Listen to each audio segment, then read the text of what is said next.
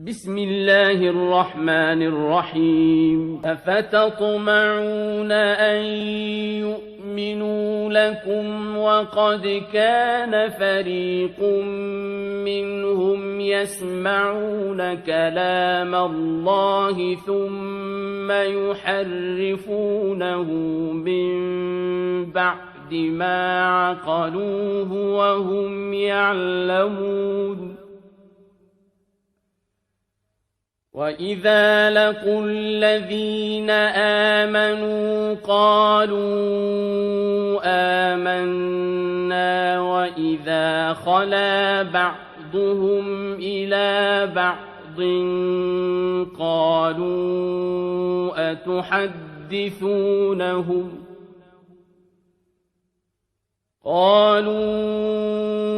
أتحدثونهم بما فتح الله عليكم ليحاجوكم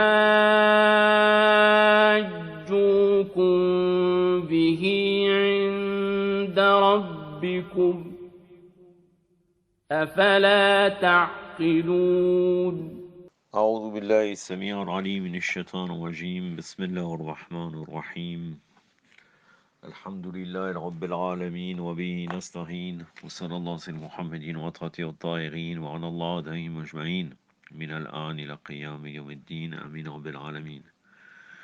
قال الله العظيم في كتاب الحكيم بعد أعوذ بالله السميع العليم من الشيطان الرجيم بسم الله الرحمن الرحيم معون أن يؤمنوا لكم وقد كان فريق منهم يسمعون كلام الله ثم يعرفونه من بعده ما أقاله وهم يعلمون وإذا لقوا الذين آمنوا قالوا آمنا وإذا حال بعضهم إلى البعض قالوا ألا تحدثنهم بما فتح الله عليكم ليحاجوكم به عند ربكم أفلا تعقلون أولا يعلمون الله يعلمون ما يسرون وما يعلنون صدق الله العلي العظيم. Allah subhanahu wa ta'ala nous dit dans le Saint-Coran: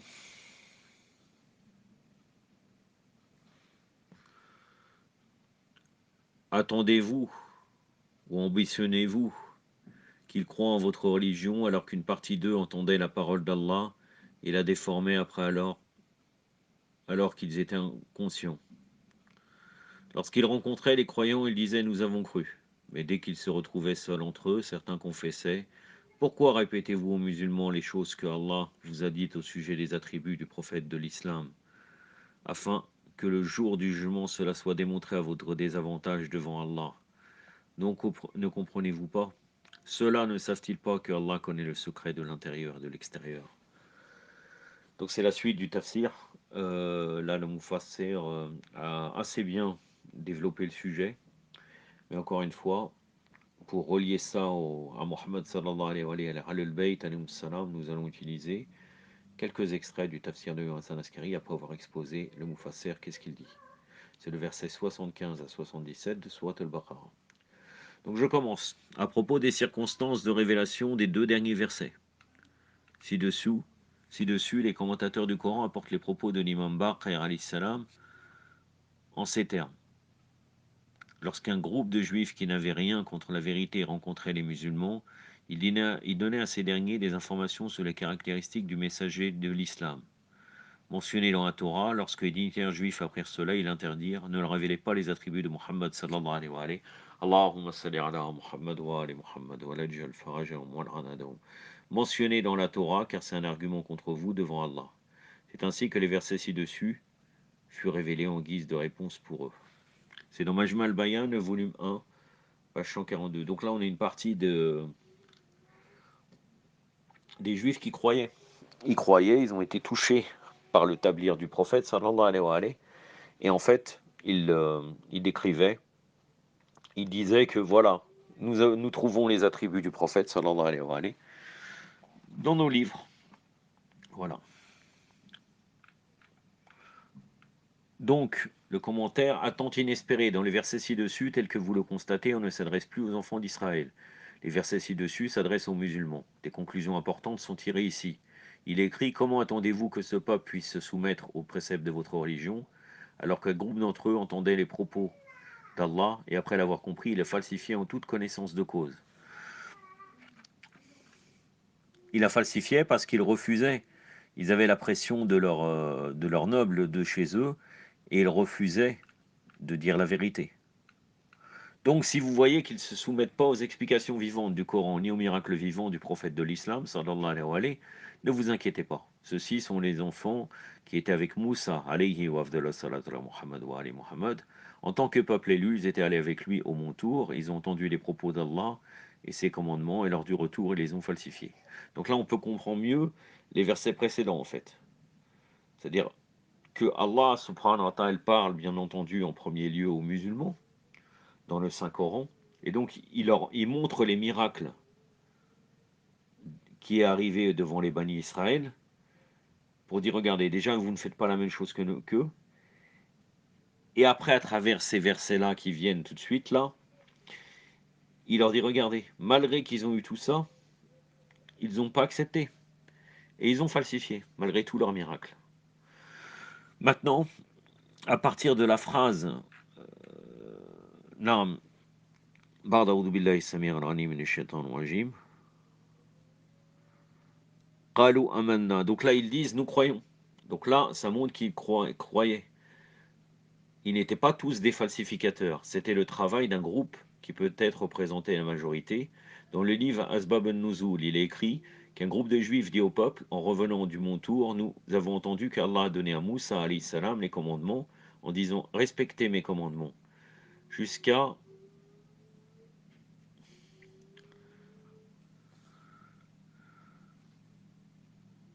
jusqu'où vous pouvez, et là où vous ne pouvez pas, laissez-les. Et c'est la première falsification. De toutes les manières, au début de l'apparition de l'islam, on s'attendait à ce que les peuples juifs puissent adhérer à l'islam, bien avant d'autres peuples, car ils font partie des gens du livre, contrairement aux idolâtres. En plus, ils avaient aussi lu les attributs du messager de l'islam, sallallahu alayhi wa sallam, dans leur livre. Mais le Coran dit, avec le mauvais passé qu'ils ont à leur actif, ne vous attendez pas à ce qu'ils changent, car les attitudes et l'esprit d'égarement d'une communauté l'éloignent de la vérité, même si elle en est si proche. Le verset suivant lève un pan de voile sur une autre réalité, au sujet du groupe rusé des hypocrites. Il est écrit: lorsque ceux qui ont une âme pure rencontrent les croyants. Donc là, ils avaient une âme pure. Donc c'est une paraphrase du verset. Mais ils avaient une âme pure, ils rencontrent les croyants, ils manifestent leur croyance. Ils donnent des informations sur les attributs du messager d'Allah, sallallahu alayhi wa sallam, mentionnés dans leur livre. Dès qu'ils se retrouvent seuls, ils se font des reproches et disent: pourquoi est-ce que vous expliquez ce que Allah a révélé dans la Torah au sujet des attributs du messager de l'islam aux musulmans, pour que cela soit utilisé comme argument contre vous le jour du jugement? Ne comprenez-vous pas? Donc là, ils sont tellement perfides et ils oublient en réalité que Allah Azzawajal connaît le fond des cœurs. Il dit ne dites pas ça, sinon on va avoir des arguments contre nous. Alors qu'en vérité, s'ils dénient à l'intérieur d'eux-mêmes, Allah Azzawajal le sait bien. Mais là, c'est comme si ces rabbins ou ceux qui sont supérieurs à ces gens, il leur dit, ils comprennent comme quoi uniquement c'est le fait de dire les paroles. Ne dites pas les attributs du messager de l'islam. Alors que si vous les niez, au fond d'eux, ça ne change pas grand-chose. Mais là, eux, ils comprennent comme ça. Donc là, si vous parlez, ça peut être utilisé comme argument contre vous le jour du jugement. Alors qu'en vérité, même les pensées peuvent être la dénégation à l'intérieur de soi est condamnée aussi le jour du jugement. Vous voyez ce que je veux dire? Donc là, pour que cela soit utilisé comme argument contre vous le jour du jugement, ne comprenez-vous pas? On peut dire au début de l'interprétation de ce verset qu'il s'agit d'hypocrisie entre les juifs. En effet, lorsqu'ils sont face aux croyants, ils expriment leur foi, mais dès qu'ils sont plus devant eux, même les âmes pures subissent des reproches. On leur dit: pourquoi est-ce que vous révélez aux musulmans les secrets du livre sacré? De toutes les manières, cela est une confirmation par rapport à ce qui est dit dans le verset précédent, à savoir, vous faites partie d'un groupe doté d'un esprit rebelle à la foi. Hein, là, par exemple, dans le verset 74. Le passage Naam, euh, donc là, qu'est-ce qui leur est qu'est-ce qu'il leur est confié? Donc là, par exemple, euh, ce que Allah a dévoilé. Qu'est-ce que ça veut dire ce que Allah a dévoilé? Regardez dans le verset 76. Ba'da a'udhu billahi samir al-alim min ash-shaytanir rajim bima fataha Allah alaykum. Donc qu'est-ce que ça veut dire? Donc il dit le Mufassir, ça peut signifier l'ordre et le commandement d'Allah à la disposition des enfants d'Israël. Cela peut également signifier l'ouverture des portes des secrets d'Allah et la révélation des informations à venir relatives à une nouvelle législation. Nouvelle législation, bon, l'islam. Ce qu'il faut retenir ici, ce qu'il faut retenir est qu'à partir de ce verset, on comprend que la foi de ce groupe d'hypocrites au sujet d'Allah est si faible qu'ils le considèrent comme un homme ordinaire. Ils croient qu'en cachant la vérité aux musulmans, Allah ne le saura pas. Voilà, c'est ce que je vous ai dit précédemment. Donc le verset suivant dit clairement, ne savent-ils pas que Allah connaît les secrets cachés et les secrets exposés? J'en ai terminé avec le tafsir de ce verset du Mufassir. Nous arrivons au tafsir de l'imam Askari alayhi salam. Bon, normalement, hein,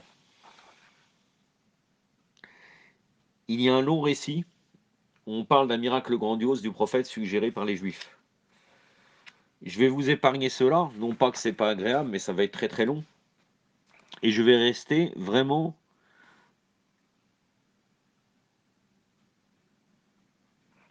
sur quelques versets commentés, voilà, dans ce tafsir. Naam. Allahumma salli ala Muhammad wa ali Muhammad. Oui. Donc le majestueux, donc là l'imam Sanaskari bien entendu parle. Le majestueux a dit: ô Muhammad sallallahu alayhi wa sallam, ambitionnez-vous, toi et tes compagnons, ainsi que Ali et sa pure progéniture, alayhi salam ajmaïn, qu'ils vous croient. Ces juifs qui furent éblouis par les preuves d'Allah et ses signes, et sa claire évidence qu'ils croient en vous, et témoignent votre supériorité dans leur cœur, et qu'ils raconteraient à leurs amis, parmi les shaitans, l'honorable statut qui est le vôtre. Déjà certains d'entre eux, ce qui signifie certains de ces juifs, des enfants d'Israël, entendaient la parole d'Allah sur le moutour du Sinaï. Ces ordres et prohibitions, puis la falsifiaient sciemment, après avoir écouté, ils racontaient aux enfants d'Israël ce qu'ils avaient falsifié. Après l'avoir comprise, réalisant que ce que leur disait était faux, et ils le savaient qu'ils disaient le faux.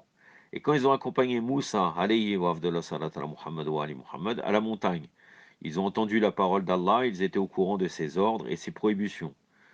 Puis sont retournés, ont raconté au reste des gens, ils ont trouvé cela répugnant, mais les croyants parmi eux sont restés fermes sur leur croyance et sincères dans leur intention. Comme pour les ancêtres de ces juifs qui ont été hypocrites à l'égard du messager d'Allah dans ce sujet, ils ont dit aux enfants d'Israël: Allah vous a dit cela et nous ordonné ce que nous vous racontez, et nous a interdit cela. Alors obéissez à ce que vous ne trouvez pas de répugnant dans ces ordres, mais si vous trouvez cela répugnant, alors ne le faites pas. Et si vous trouviez une de ces interdictions difficiles à réaliser, alors importe peu si vous êtes indulgent avec celle-ci, ils savaient cela, mais ce qu'ils disaient était faux. Donc en vérité, ils sélectionnent. Il y a un verset coranique qui dit: ils croient avoir une partie du livre et rejettent une partie du livre. Yominu bilbard ou kafirun bilbard. Ça, c'est moi qui l'ai rajouté. Ensuite, donc, je continue le riwaya de l'imam Hassan Askari alayhi salam. Ensuite, Allah étala aux autres hypocrites leur ignorance. Allah le majestueux a dit: quand ils rencontrent les croyants, ils disent: nous croyons. Quand ils rencontraient Salman, Migdad, Abu Dar et Ammar, ils avaient l'habitude de dire: nous croyons comme vous croyez, nous croyons dans la prophétie de Muhammad sallallahu alayhi wa alayhi, et nous acceptons avec notre foi l'imama de son frère Ali ibn Abi Talib alayhi salam, qui est le guide, son successeur et son calife sur sa communauté, et le porte-étendard de son éthique, et les gens qui sont en opposition contre lui seront dans la difficulté. L'obéissance à Ali est obligatoire sur nous, et son obéissance est l'obéissance d'Allah, et ses califes alayhim salam ajmaïn après lui sont les étoiles brillantes et les lunes claires et réfléchissantes, ainsi que les soleils brillants, et ses amis sont les amis d'Allah, et ses ennemis sont les ennemis d'Allah. Certains d'entre eux ont dit: nous croyons que Muhammad sallallahu alayhi wa sallam, Allahumma salli ala Muhammad wa ali Muhammad wa lajjal farajahum wa l'anadahum, est le maître des miracles. Et il a établi une évidence claire. Il est celui qui, lorsque les Quraysh conspiraient contre lui pour le tuer, Allah immobilisa leurs mains et ils ne purent le tuer. Et leurs pieds étaient liés jusqu'à ce qu'ils retournent à leur frustration. Et si Muhammad sallallahu alayhi wa sallam les désirait, ils les aurait tous tués. Il est celui que, lorsque les Quraysh sont venus pour débattre, ils l'ont pris jusqu'à leur idole Obal pour témoigner contre lui. Elle tomba sur sa face et à la place, elle témoigna de sa prophétie et de l'imama de son frère Ali alayhi salam et des gardiens qui viendraient après lui, c'est-à-dire des gardiens, les imams alayhi salam, ceux qui préservent la religion. Il est celui, sallallahu alayhi wa sallam, qui, lorsque les Quraysh l'ont placé dans la grotte de Abu Talib, chez Abu Talib, dans la vallée, et ferma la porte en prévenant tout le monde d'entrer et d'apporter de la nourriture. Il supplia alayhi salam, sallallahu alayhi wa sallam, alors et reçut de la nourriture en conséquence supérieure à la manne et la caille. La manne et wassalwa des Juifs, des Bani Israël. Pour tous les croyants et non-croyants qui reçurent ce qu'ils voulaient, de la bonne nourriture, quantité de douceur et des vêtements de bonne qualité, peu importe quand le prophète sallallahu alayhi wa sallam les voyait pauvres et avec la faim. Le prophète par la suite a levé sa main droite vers les montagnes, de la même façon sa main gauche vers les montagnes. Il leur a dit, éloignez-vous. Elles se sont éloignées, puis il a dit ceci avec l'aide de sa main, venez à Muhammad sallallahu alayhi wa sallam et ses partisans, ô végétation. Allah lui a donné des arbres, des fruits, des rivières, des fleurs et des plantes. Il regarda les arbres et le basilic parfumé, et les légumes qui réjouissent les cœurs et les yeux, par lequel la détresse, le chagrin et les pensées disparaissent. Il savait que rien de tout cela du royaume de la terre ressemble à ces arbres étranges, à ces fruits affaissés, eaux courantes et légumes aromatiques et à la belle végétation. Donc des fruits exceptionnels qu'on pourrait dire, ils seraient venus pratiquement du paradis puisqu'on ne les retrouve nulle part. Bien avant ça, il y a une longue tradition. Là encore, je vais sauter un peu. Je vais sauter jusqu'à que j'arrive vraiment typiquement au tafsir. Mais avant ça, il y a le message de Abu Jahel au messager d'Allah, sallallahu alayhi wa sallam. Mais vous pouvez revenir au tafsir et vous reviendrez sur ces paroles-là. On ne va pas trop s'éterniser. Donc là, quand ces juifs avaient... Donc là, je continue, je passe un long passage. Donc il y a 3 petits points, on pourrait dire, à l'écrit. Et nous arrivons à, quand ces juifs avaient l'habitude de rencontrer certains d'entre eux, ils disaient, qu'est-ce que tu as fait? Vous informez votre peuple, leur parlez-vous de ce qu'Allah vous a révélé à partir de la preuve et de la véracité du prophète Mohammed sallallahu alayhi wa sallam et de l'imama de son frère Ali alayhi salam, afin qu'ils puissent vous affronter par ceci devant votre Seigneur. Vous voyez très bien, entre parenthèses, hein, que depuis le début du tafsir, à chaque fois qu'on cite le prophète sallallahu alayhi wa sallam, on le ramène toujours l'imam comme acceptation des actions, comme message révélé, même pour les communautés précédentes. Donc vous voyez l'importance du 3e témoignage, par exemple. Shahadat as-Salih, ça. Afin qu'il puisse vous affronter par ceci devant votre Seigneur, que vous étiez au courant de cela, que vous l'aviez vu et que vous ne croyez toujours pas en lui, et que vous refusiez de lui obéir. Ils pensaient dans leur ignorance que si ils ne divulguaient pas à leur peuple ces signes, parchemins dans leurs manches, ayant l'air pas de preuves sur eux à ce propos. Ces signes, notamment, ils avaient des parchemins. Là, vous voyez, c'est exactement ce que je vous ai dit. C'est comme si leur méconnaissance d'Allah pensait que c'était uniquement avec la parole qu'ils seront jugés. Alors qu'il n'y aura pas de preuve sur eux à ce propos. Allah est tout-puissant leur dit, ne comprenez-vous pas ce que je vous ai révélé à propos du témoignage de mon prophète Mohammed sallallahu alayhi wa sallam, qui est une preuve contre vous avec votre Seigneur? Puis il a dit, ne savent-ils pas, signifiant ce qu'ils disent à leurs frères, ce qu'Allah vous a révélé, qu'Allah sait ce qu'ils gardent secret, l'inimité entre Mohammed sallallahu alayhi wa sallam et ce qu'ils pensent lorsqu'ils s'expriment apparemment, leur croyance en lui et la possibilité d'être une leçon pour ses compagnons, et ce qu'ils font connaître, l'expression de leur croyance apparente, afin qu'ils puissent connaître leurs secrets et les affecter négativement. Et Allah a révélé cela à Mohammed sallallahu alayhi wa sallam, et lui a dit qu'Allah fera en sorte que son ordre parvienne à son accomplissement et que leur hypocrisie ne l'affectera pas le moins du monde. J'en ai terminé avec cela. Inch'Allah, la prochaine vidéo sera aussi une audio. Et on continuera le tafsir en alternance toujours avec une vidéo, audio ou vidéo. Inch'Allah, bidnillah. أكتفي بهذا القدر وصلى الله على سيدنا محمد وعلى آله وصحبه الطاهرين والسلام عليكم ورحمة الله